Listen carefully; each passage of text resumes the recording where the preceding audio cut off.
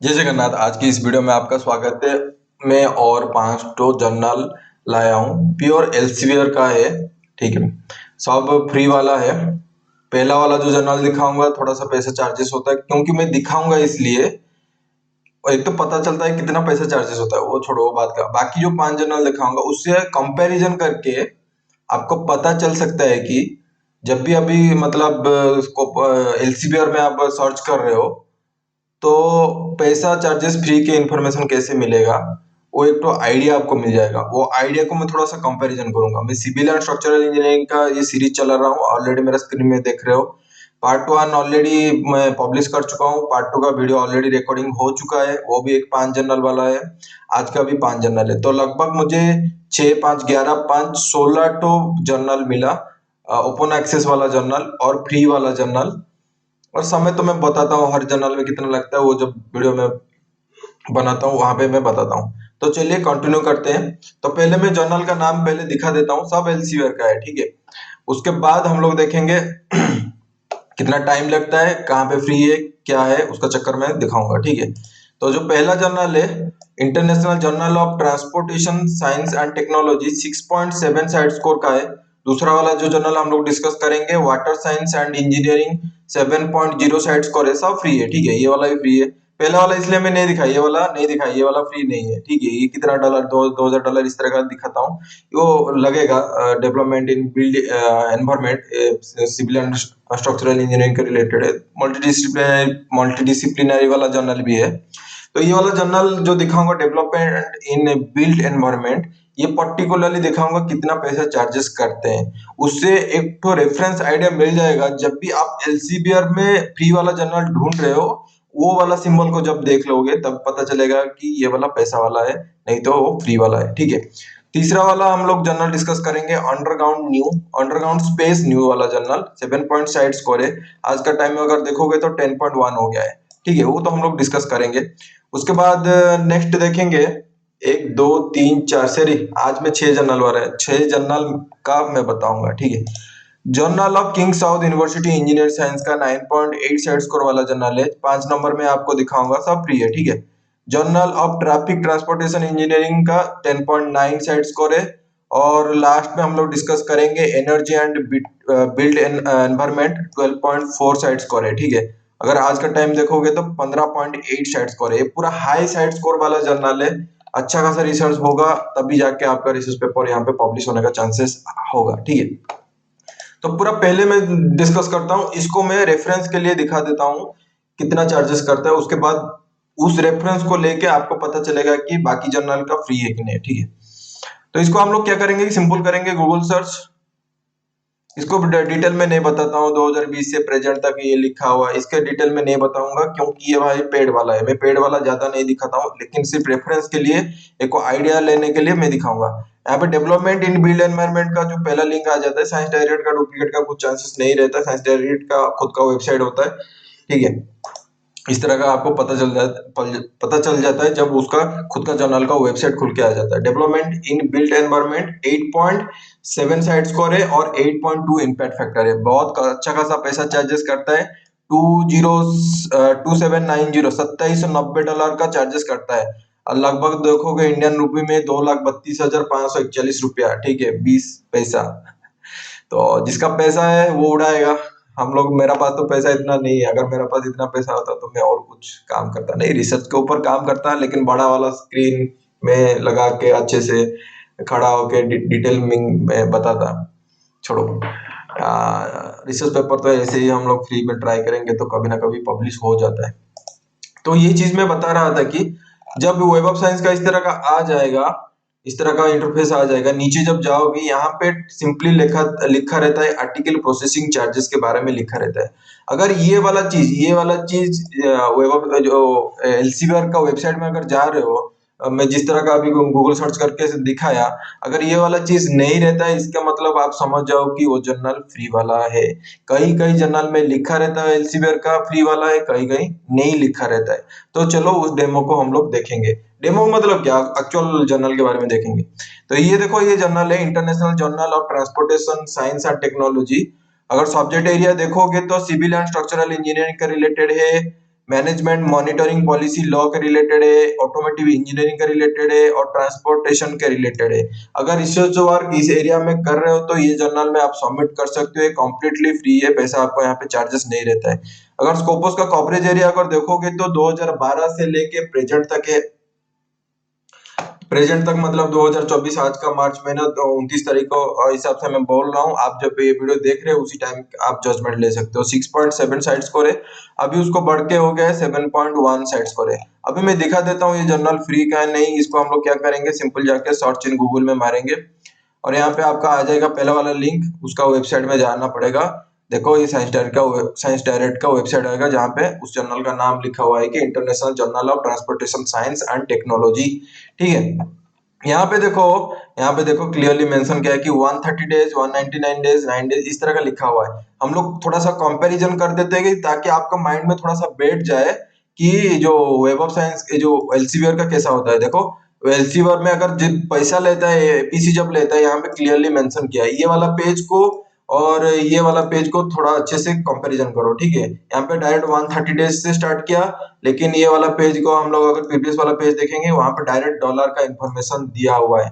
तो इससे हम लोग को पता चलता है कि फ्री वाला और नॉट फ्री वाला जर्नल क्या होता है एलसीबीआर में। ठीक है, तो अभी हम लोग इसके ऊपर डिस्कस करेंगे, ये वाला जर्नल के ऊपर, international journal of transport science and technology, जो कि एलसीबीआर का वेबसाइट में हम लोग देखेंगे। यहाँ पे व्यू ऑल साइट में अगर आप क्लिक करते हो, ठीक है, व्यू ऑल साइट में अगर इनसाइट में अगर क्लिक करते हो तो यहाँ पे view full aim and scope में लिखा हुआ है, मतलब आप किस किस रिसर्च एरिया में डाल सकते हो।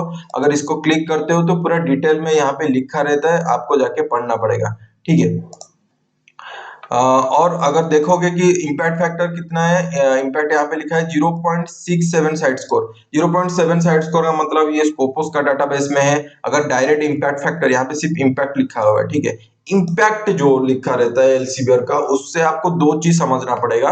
एक वेब मतलब इम्पैक्ट फैक्टर को समझना पड़ेगा, एक साइड स्कोर को समझना पड़ेगा। साइड स्कोर क्या होता है कि आपका स्कोपोस का रहता है। अगर इम्पैक्ट फैक्टर लिखा रहेगा वो वेब ऑफ साइंस का आ जाता है, जहां पे एससीआई आ जाता है, एससीआई ई आ जाता है, ई एससीआई आ जाता है, वहां पे इम्पैक्ट फैक्टर का रिलेटेड रहता है। लेकिन यहाँ पे साइड स्कोर लिखा है मतलब ये स्कोपोस का डाटाबेस का है। ठीक है, अगर पब्लिशिंग टाइमलाइन के बारे में क्लियरली यहाँ पे मेंशन कर दिया है कि कितना टाइम लगता है, 130 डेज लगता है रिव्यू टाइम करने के लिए, अगर आपका रिसर्च पेपर रिव्यू में चला जाता है। देखो इस तरह का अगर जर्नल में आप सबमिट कर रहे हो, ये दिमाग में रखो कि 10-15 दिन में अगर आपका रिसर्च पेपर ये लोग इंक्लूड करेंगे नहीं रिव्यू के लिए। अगर रिव्यू के लिए करेंगे 15 दिन के अंदर आपको बता देते हैं, अगर वो रिव्यू के अंदर नहीं लेंगे तो 15 दिन के अंदर ही वो रिजेक्ट कर देते हैं। तो वो एक तो अच्छा खासा टाइम आपको बच जाता है। उसके बाद वो लिखा है क्या, उनका जो एवरेज टाइम है 130 डेज लगता है लगभग। अगर देखोगे तो 4 महीना 10 दिन इस तरह का टाइम लगाता है, 4 महीना 10 दिन। उसके बाद जब सबमिशन से एक्सेप्टेंस का जब होगा, जब आप सबमिट कर रहे हो और एक्सेप्टेंस वो जब आपको मिलेगा, वो लगभग 199 डेज का होता है, मतलब 200 दिन का होता है। अगर इस तरह का देखो कि 6 महीना 7 महीना का टाइम यहाँ पे आपका लगेगा। उसके बाद एक्सेप्टेंस जब एक्सेप्ट हो जाता है ना आपका रिसर्च पेपर, उसके बाद टेंशन हट जाता है। 1 साल के बाद हो 10 साल के बाद हो वो फर्क नहीं पड़ता है। एक यहाँ में 9 दिन लिखा हुआ है इस जर्नल के लिए। एक बार एक्सेप्ट हो गया, वो एक्सेप्ट वाला पेपर जो वो एक तो देते हैं, एक्सेप्ट होने के बाद एक तो ईमेल भेजते हैं आपको। उस ईमेल को जब भी आप रिसर्च गाइड को दिखाओ या कोई पीएचडी पास होने के लिए भी आप दिखाओ, वो वैलिड रहता है। ठीक है, तो लगभग यहाँ पे 6 महीने का टाइम लगा दो, यहाँ पे 6 महीने का टाइम लगाता है। और अगर देखोगे ये जो रिसर्च पेपर, ये जो जर्नल है international journal of transport science and technology है, अगर अगर देखोगे ये इंडेक्सिंग कहाँ पे है, यहाँ पे आपको मेनू के पास जाना पड़ेगा। ठीक है, मेनू के पास जाना पड़ेगा और यहाँ पे अबाउट लिखा हुआ है, अबाउट लिखा हुआ है। देखो यहाँ पे इंडेक्सिंग के बारे में नहीं दिया है, जनरल है वही। ये सिर्फ जो है यहाँ पे लिखा है ना 6.7 साइड स्कोर, ये सिर्फ स्कोपोस का है। यहाँ पे आपको वेब ऑफ साइंस का कुछ इंडेक्सिंग नहीं मिलेगा। तो पर्टिकुलरली ये जर्नल में अगर सबमिट कर रहे हो तो सब्जेक्ट एरिया यहाँ पे क्लियरली मेंशन किया है कि सिविल एंड स्ट्रक्चरल इंजीनियरिंग के रिलेटेड, ट्रांसपोर्ट है, ऑटोमेटिव इंजीनियरिंग का है और ये स्कोपोस का ही है। ठीक है, नेक्स्ट जो जर्नल देखते हैं, जर्नल का नाम है वाटर साइंस एंड इंजीनियरिंग का। यहाँ पे देख सकते हो स्कोपोस का कवरेज है 2010 से लेके प्रेजेंट तक है, साइड स्कोर 7.0 है। आज का टाइम में थोड़ा सा घट के हो गया 6.5 है साइट स्कोर अभी, मतलब इस जर्नल को थोड़ा सा साइट इस साल कम हुआ है। जितने भी रिसर्च पेपर पब्लिश हुआ है उनको थोड़ा सा साइट कम मिला है, इसलिए थोड़ा सा डिक्रीज हो गया 6.5 तक। Editorial office of water science and engineering उसका है, पब्लिशर का हाउस का नाम। आईएसएन नंबर को यहाँ पे नोट डाउन कर सकते हो। सब्जेक्ट एरिया अगर देखोगे तो सिविल एंड स्ट्रक्चरल इंजीनियरिंग के रिलेटेड है एंड ओशन इंजीनियरिंग के रिलेटेड है। तो ये अगर ये दो रिसर्च एरिया में अगर आप काम कर रहे हो तो ये जर्नल में आप सबमिट कर सकते हो। सिंपल करेंगे क्या, हम लोग इसको जाके गूगल में जाके सर्च कर लेंगे और उसका पहला वाला लिंक साइंस डायरेक्ट ही आपको दिखा देगा। खुद का भी वेबसाइट रहता है, लेकिन अभी क्या है कि साइंस डायरेक्ट में आपका है एलसी वर्क का, तो उसके लिए वो दिखाता है। खुद का भी वेबसाइट दिया है, ठीक है। तो हम लोग डायरेक्ट वेब जो साइंस डायरेक्ट का वेबसाइट है उसमें जाएंगे। ये वाला जो जर्नल है यहाँ पे लिखा है देखो 4 इम्पैक्ट फैक्टर, तो वेब ऑफ साइंस का है और आपका 7 साइट स्कोर, इसका मतलब है कि स्कोपस में है, दोनों में दो जगह यहाँ पे है, ठीक। और यहाँ पे अगर नीचे जाओगे लिखा 156 डेज सबमिशन टू एक्सेप्टेंस। अगर जब आप सबमिशन कर रहे हो एक्सेप्टेंस होने के लिए यहाँ पे लगता है लगभग 5 महीना 6 महीना का अंदर यहाँ पे आपको आ जाएगा। 5 महीना होता है 150 दिन का, तो 150 दिन और 6 दिन तो लगा दो, 5 महीना 6 महीना का टाइम, ये माइंड में रखो कि इतना टाइम लगता है। यहाँ पे अगर एम एंड स्कोप में मारोगे, ठीक है, मैं यहाँ पे view full aim and scope में मारूंगा तो देखो यहाँ पे क्लियरली लिखा है कि भाई आपको पैसा नहीं देना पड़ेगा। हर एल्सेवियर का एम एंड स्कोप में लिखा रहना चाहिए, लेकिन कभी कभी लिखा रहता है कभी कभी नहीं लिखा रहता है। यहाँ पे देखो क्लियरली मेंशन किया है कि आ गया ना, हाँ मेरा फोटो आ रहा है ना, तो उसको आपके हिसाब से मैं थोड़ा देखूंगा। यहाँ पे लिखा है देखो, water science engineering is a peer reviewed subsidised open access journal, Hohai university pays the open access publication fee, author do not have to pay any open access publication fees. ये चीज जो मैं बोला कि author do not have to pay open access fee, publication fee, ये हर जगह aim and scope में एल्सेवियर में नहीं लिखा रहता है, कहीं कहीं लिखा रहता है कहीं कहीं नहीं लिखा रहता है। तो जब भी आप एल्सेवियर में बस साइंस डायरेक्ट में जाके सर्च कर रहे हो तो ये चीज में आपको थोड़ा सा ध्यान देना है, ठीक है। उसके बाद थोड़ा सा मैं बैक जाऊंगा, अब दिखाऊंगा कितना साइड स्कोर तो बोल दिया और इम्पैक्ट फैक्टर बोल दिया, ठीक है। क्लैरिवेट साइंस का इस तरह का अगर क्लिक करते हो तो लिखा रहता है 6 महीना 150 डेज लिखा है, एवरेज 6 महीना पकड़ लो, ठीक है। यहाँ पे स्कोपस इंडेक्सिंग है और देखो ईएससीआई वाला है। अगर आप देख रहे हो वेब ऑफ साइंस का कौन सा इंडेक्स यहाँ पे है डाटाबेस में, इमर्जिंग सोर्सेस साइटेशन इंडेक्स का यहाँ पे आपको आ जाएगा इंडेक्सिंग में। तो ये जर्नल में अगर मैं फाइनल बोलूंगा कि ये जर्नल के बारे में मैं क्या क्या सोच रहा हूँ, तो साइट स्कोर 6.5 पे 2010 से प्रेजेंट तक है। और आपका क्या है कि डिसकंटिन्यू वाला चक्कर नहीं है। Civil and structural engineering, ocean engineering के रिलेटेड रिसर्च वर्क यहाँ पे सबमिट होता है। वेब ऑफ साइंस का रहता है, ईएससी वाला इंडेक्सिंग स्कोपस का रहता है, साइट स्कोर, इम्पैक्ट फैक्टर भी मैं अभी बताया था। जैसे कि इम्पैक्ट फैक्टर और एक बार दिखा देता हूँ, आज का टाइम में इम्पैक्ट फैक्टर 4 है ईएससीआई इंडेक्सिंग में, ठीक है।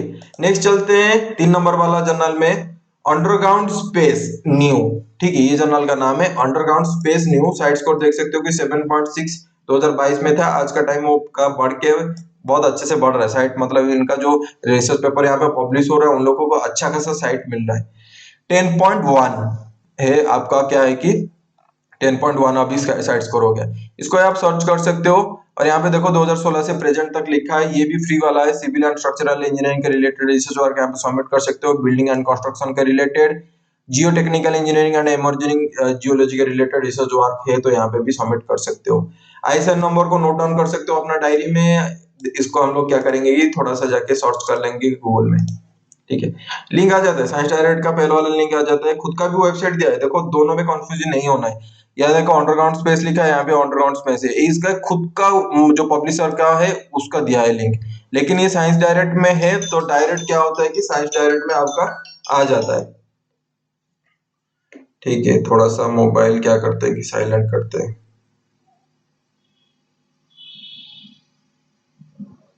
ठीक है। थोड़ा सा कॉल आ गया था, उसके लिए माफी मांगता हूँ आपके लिए। हम लोग देखेंगे कि जो ये साइंस डायरेक्ट का दिया है उसका लिंक में जाएंगे। ऑलरेडी यहाँ पे मैं खुल के रखा है, अंडरग्राउंड स्पेस है। ये भी जो है 6.4 इम्पैक्ट फैक्टर है, यहाँ पे लिखा हुआ है, मतलब ये वेब ऑफ साइंस का है। हम लोग देखेंगे कौन सा इंडेक्स वाला है। 7.6 साइड स्कोर है, मतलब स्कोपोस का है, ठीक है। यहाँ पे अगर अबाउट द जर्नल में जाते हो, देखो अबाउट द जर्नल में व्यू फुल एमर्स को यहाँ लिखा हुआ है। यहाँ पे देखो पहला लाइन में क्लियरली मेंशन किया है विदाउट आर्टिकल प्रोसेसिंग चार्ज। ये चीज आपको कैसे पता चला? देखो यहाँ पे भी जब देखो यहाँ पे कुछ डॉलर का लिखा है, जो हम लोग देखे थे कि $2200 $2300 का जो पहला वाला मैं दिखाया था, पहला वाला यहाँ पे मैं दिखा देता हूँ। पहला वाला ये दिखाया था $2700 का। यहाँ पे कुछ है क्या? यहाँ पे कुछ नहीं है। इससे पता चल जाता है कि हम लोग को यहाँ फ्री वाला है, ठीक है। यहाँ पे व्यू ऑल इनसाइड में अगर मारोगे तो डिटेल में बता देगा क्या क्या लिखा हुआ है। 7.6 साइड स्कोर है, 6.4 इम्पैक्ट फैक्टर है। इम्पैक्ट फैक्टर मतलब वेब ऑफ साइंस का इंडेक्सिंग है। अगर यहाँ पे देखोगे सबमिशन से एक्सेप्टेंस का कितना टाइम लगता है, क्लियरली मेंशन कर दिया कि 205 डे का लगता है, मतलब 6 से 7 महीना का टाइम यहाँ पे लगता है सबमिशन से एक्सेप्टेंस होने के लिए। अगर वो रिजेक्ट करेंगे ना 15-20 दिन में रिजेक्ट कर देते हैं, वो भी अच्छा रहता है। आपसे वो समय बचता है। कोई कोई जर्नल होता है, भाई मेरा एक जर्नल इंदर साइंस में डाला हूँ, इंदर साइंस एक पब्लिकेशन है, उसे 1 साल आज हो गया, मार्च महीना खत्म होने वाला है, 1 साल 20 दिन हो गया उसका, मैं गिनती कर रहा हूँ, 20 नहीं 22-23 दिन हो गया। वो बहुत तकलीफ देता है आपको रिसर्च वर्क कर रहे हो। भाई एक तो रिसर्च वर्क लिखना कितना डिफिकल्ट रहता है आपको पता है, जो खुद रिसर्च वर्क लिखता है उसको पता रहता है। उसके बाद इतना टाइम फंसा कर रख देते हो और तकलीफ रहता है। तो ये एक अच्छा चीज है, साइंस डायरेक्ट में अगर रिसर्च वर्क सबमिट कर रहे हैं तो वो अच्छा खासा 10 दिन 20 दिन के अंदर रिजेक्ट कर देते ताकि आपका समय बचेगा। तो दूसरे जगह आप अप्लाई कर सकते हो, ठीक है। अगर एक बार रिव्यू के अंदर चला गया तो वो भी अच्छा है, रिव्यू आएगा आपका क्या क्या इंप्रूवमेंट कर सकते हो, वहां पे भी आपको नॉलेज डेवलपमेंट होगा। एक लर्निंग प्रोसेस है, रिव्यू का टाइम में क्या क्या आपको इंप्रूव करना पड़ता है अपना रिसर्च वर्क में, वो भी आपको सीखने को मिलेगा। और यहाँ पे अच्छा खासा साइंस डायरेक्ट का अच्छा खासा रिव्यू भी आता है आपको, ठीक है। अगर हम लोग को देखेंगे कि मतलब इंडेक्सिंग कहाँ पे हुआ है, तो हम लोग यहाँ पे देख सकते हो कि मैं मेन्यू के पास गया, मेन्यू के पास जाने के बाद यहाँ पे अबाउट में जाऊंगा। अबाउट में जाने के बाद वही सेम चीज है, यहाँ पे भी नहीं लिखा हुआ है इंडेक्सिंग के बारे में। अबाउट में नॉर्मली क्या होता है कि अबाउट में लिखा रहता है, ठीक है। यहाँ पे भी नहीं दिया है, कभी कभी लिखा रहता है कभी कभी नहीं देता है। जर्नल इनसाइड में मारोगे सेम वही सिर्फ चीज आएगा कि 7 स्कोर है और 6.4 इम्पैक्ट फैक्टर। अगर हम लोग वेब ऑफ साइंस का अगर देखना चाहते हैं तो क्या सिंपल कर सकते हैं, मैं जैसे बताया था पहले पहले मतलब इस वीडियो में नहीं बताया हूँ, लेकिन बाकी वीडियो में मैं जितना बताता हूँ उसमें आपको ये नॉलेज आना चाहिए, ठीक है, अच्छे से। यहाँ पे मैं वेब ऑफ साइंस में गया, वेब ऑफ साइंस में जाके आप चेक कर सकते हैं कि उसको जो वेब ऑफ साइंस का SCIE है में, SCIE में है, ESCI में, SSI में, किस में है वो आपको पता चल जाएगा। अभी क्या है कि वेब ऑफ साइंस में थोड़ा स्लो चल रहा है ना, इसलिए मैं इसको खोल के नहीं रखा था। हाँ देखो भाई स्लो चल रहा है, उसको चलने दो।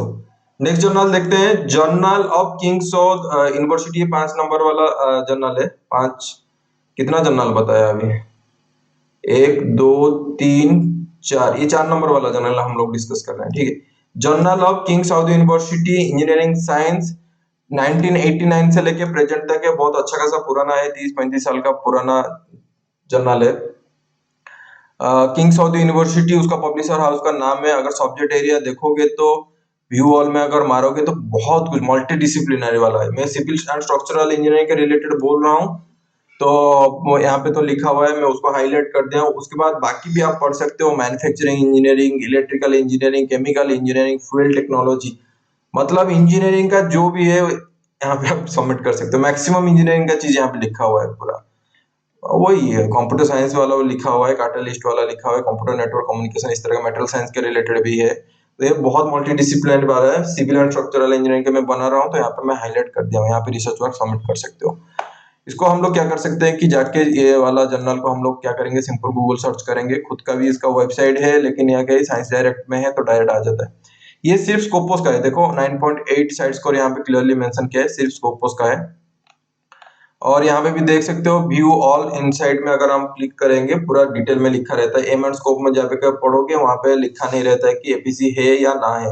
तो इसलिए आप क्या कर सकते हो कि जो मैं जैसे बताया कि लास्ट में ये वाला डॉलर में अगर लिखा रहता है तो पैसा चार्जेस होता है, अगर नहीं लिखा रहता है तो ये वाला अगर पहले इस तरह नहीं लिखा रहेगा, रेफरेंस के लिए मैं ऑलरेडी बता चुका हूँ, 2 बार बता चुका हूँ, तो आप वो उससे समझ लो।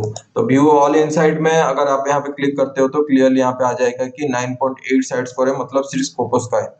136 डेज रिव्यू टाइम लेता है, 200 दिन आपका सबमिशन से एक्सेप्टेंस रहता है जब आप रिसर्च पेपर सबमिट करेंगे, और एक्सेप्ट होने के लिए 200 दिन 6 से 7 महीना का टाइम लगता है।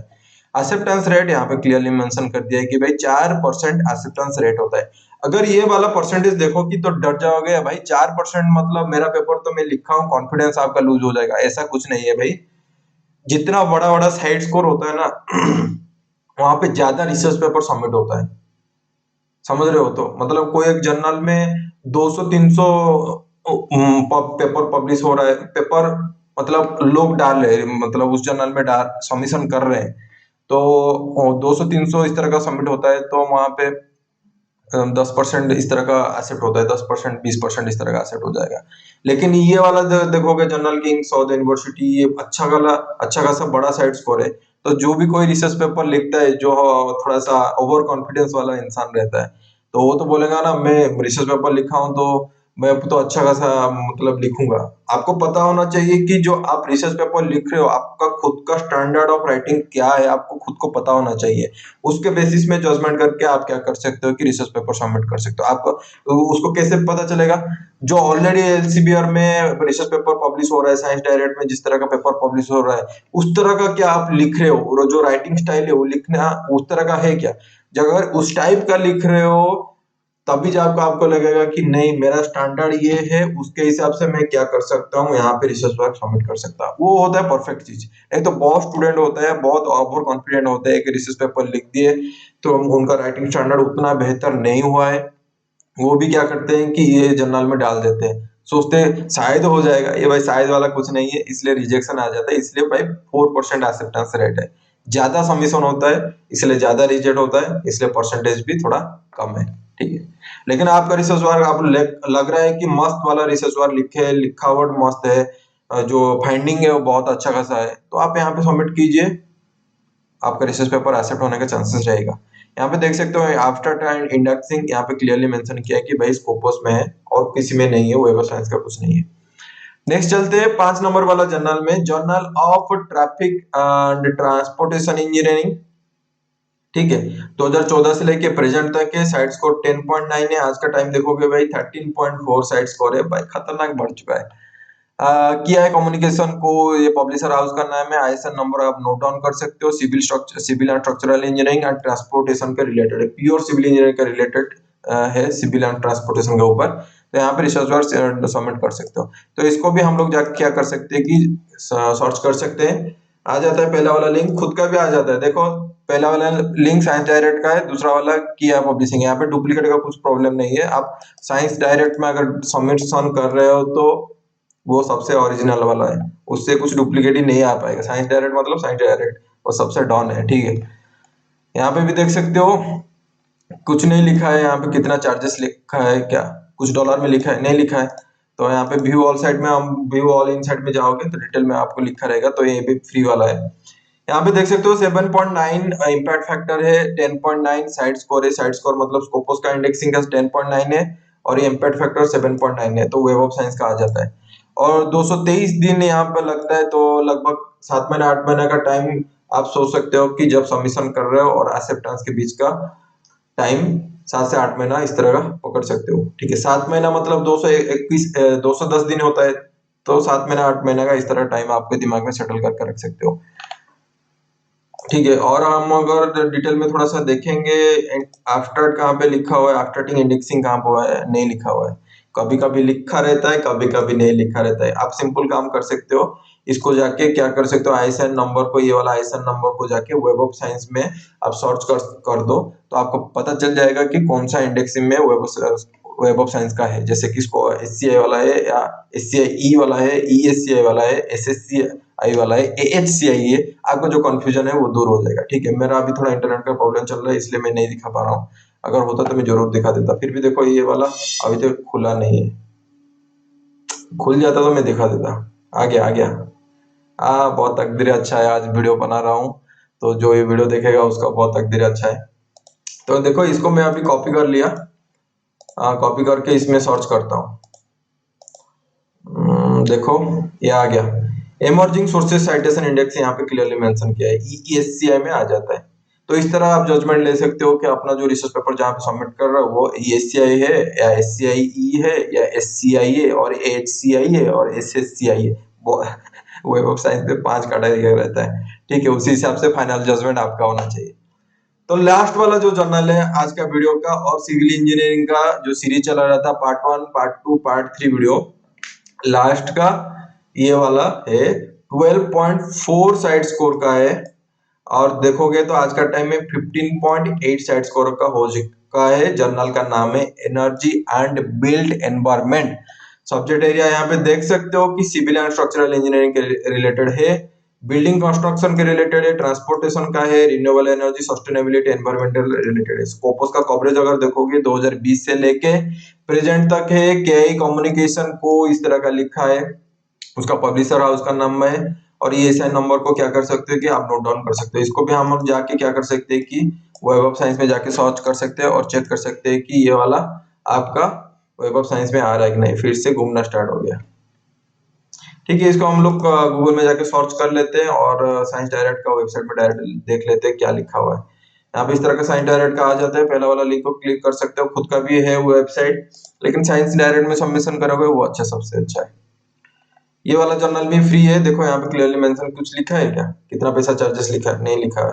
साइंस डायरेक्ट में जब भी पैसा का जब बात आता है वो क्लियरली इस जगह में लिखा रहता है कितना डॉलर लगेगा।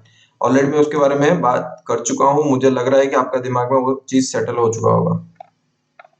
यहाँ पे देख सकते हो कि 12.4 साइड स्कोर का है, इसका मतलब ये स्कोपस का है, वेब ऑफ साइंस का कुछ नहीं है, इसलिए नहीं आ रहा है अभी भी, ठीक है। 12.4 साइड स्कोर का है। पहला जो डिसीजन लेगा आपका पेपर रिव्यू में जाएगा या ना जाएगा, उसका आप कितना दिन में दे देता है, 24 दिन में वो बता देता है। लगभग 1 महीने का अंदर वो बता देगा कि आपका पेपर वो रिजेक्ट करेगा या रिव्यू में वो भेजेगा। उसके बाद बोल रहा है कि 2 महीने का रिव्यू टाइम लगाता है और फाइनल यहाँ पे लिख दिया है कि 89 डेज लगता है सबमिशन से एक्सेप्टेंस का। मतलब 3 महीने के अंदर अगर जब आप रिसर्च पेपर सबमिट कर रहे हो और वो रिव्यू में चला जाएगा, 1 महीने के अंदर आपको पता चल जाएगा वो रिजेक्ट करेगा नहीं कि ये रिव्यू में चला जाएगा। अगर रिव्यू में चला जाता है तो आपका ये 3 महीने में रिसर्च पेपर यहाँ पे आपका पेपर एक्सेप्ट होता है, तो लगभग 50 दिन में पब्लिकेशन हो जाएगा। हाँ 15 डेज लिखा है सबमिशन से 3 महीना, ये 3.5 महीना 3.5 महीना के 50 दिन में गलत बोला, 3.5 महीने में आपको पता चल जाता है कि आपका पेपर पब्लिकेशन में आ जाता है। और ये अच्छा खासा साइड स्कोर का है, स्कोपस का एनर्जी एंड बिल्ड एनवायरमेंट, ठीक है। 15.8 साइड स्कोर, 3.5 महीना का पब्लिकेशन टाइम रहता है, सिविल एंड स्ट्रक्चरल इंजीनियरिंग का है, 2022 से प्रेजेंट तक है। और क्या क्या बोलूं, उतना ही है, ठीक है। अगर कुछ भी रिलेटेड डाउट है आपका अंदर में रिसर्च का रिलेटेड, आप कमेंट सेक्शन में जाके पूछ सकते हो। वीडियो को अगर अच्छा लगेगा और मेरा मेहनत आपको लग रहा है कि कुछ बेनिफिट कर रहा है तो सब्सक्राइब कीजिए, चैनल को शेयर कीजिए अपने दोस्तों के साथ और वीडियो को लाइक कीजिए, ठीक है। आज के लिए इतना ही है। जय Jagannath, lots of love from Odisha, see you in the next video, bye.